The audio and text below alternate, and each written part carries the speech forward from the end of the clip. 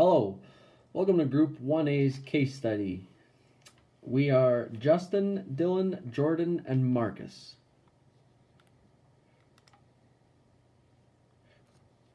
Here we are at the Chateau Whistler in Whistler, BC. The course is an 18-hole par 72 Autobahn certified course.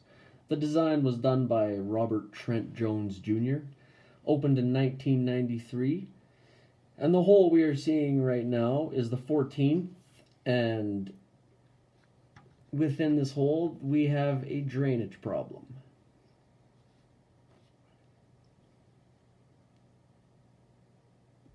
Okay, so we're going to identify this drainage problem that we have here on number 14. Here's an overview layout of the area that is targeted for this drainage problem.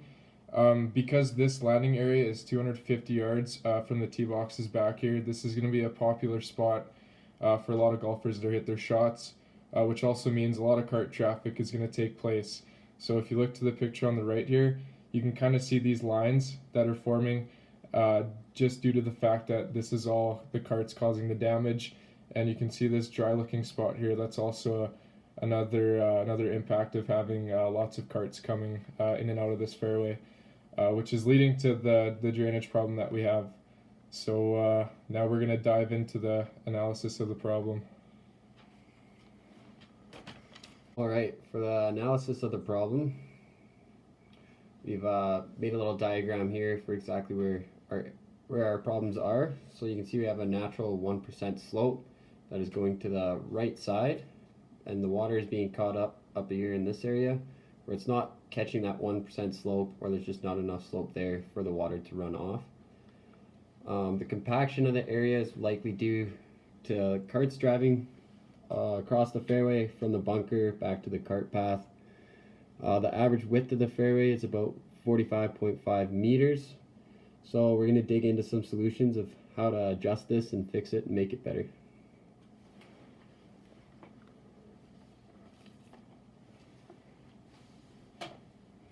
So our next step is going to be the possible solutions, and first off we'll have Justin talk about solution one.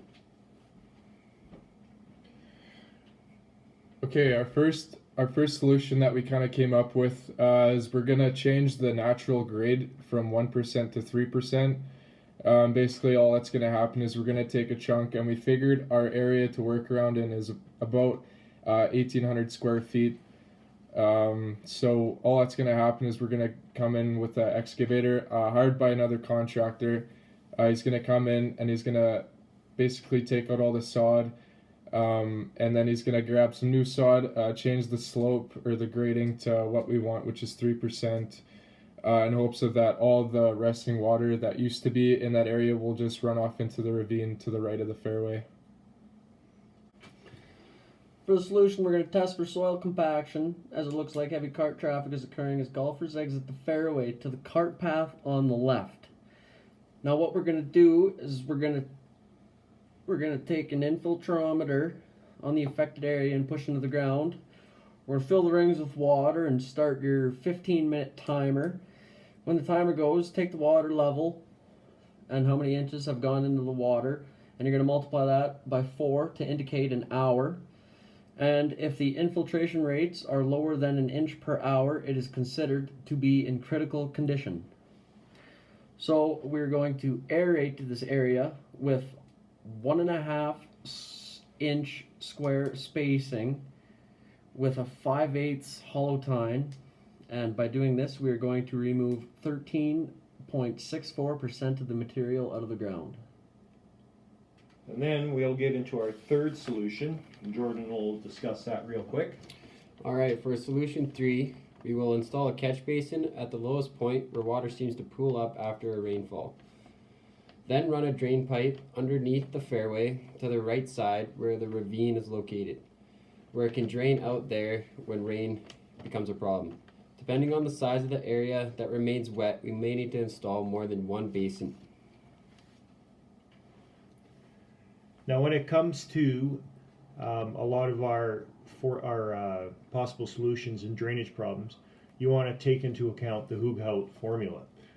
In this case, we have here, you're solving for drainage rate on the top of the free water zone of the midpoint. And then your K stands for your hydraulic conductivity of the soil. H is the depth of the saturated free water zone of topsoil, and S stands for the spacing of the drains.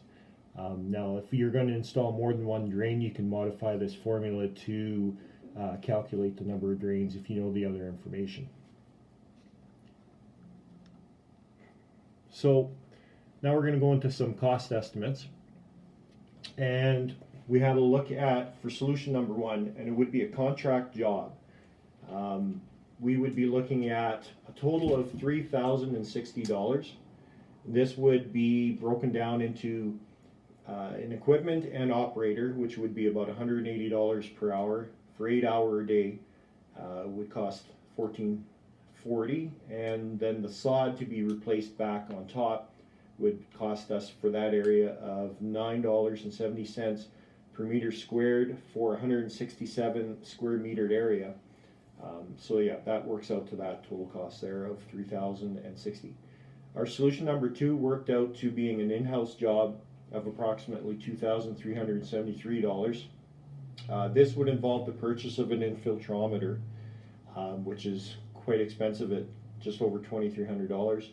And then the labor, that includes running the aerator plus the cleanup of all the cores, roughly $24 an hour for probably your assistant or someone higher up in your pay scale that runs your aerator for a couple hours, roughly $48.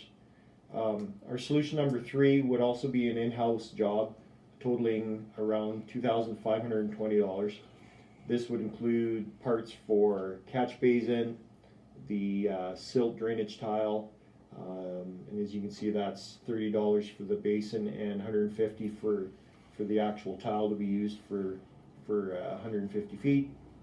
The gravel, we figured out, would be approximately $1,800 based on the price of $20 a yard at 90 square yards. So our total material cost is $1,980.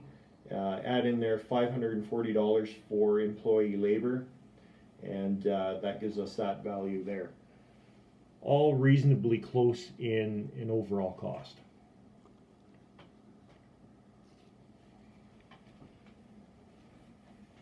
All right, so we came up with a final solution, and our solution was number three, where we're gonna put in the drain pipe and add a 3% grade into the ravine.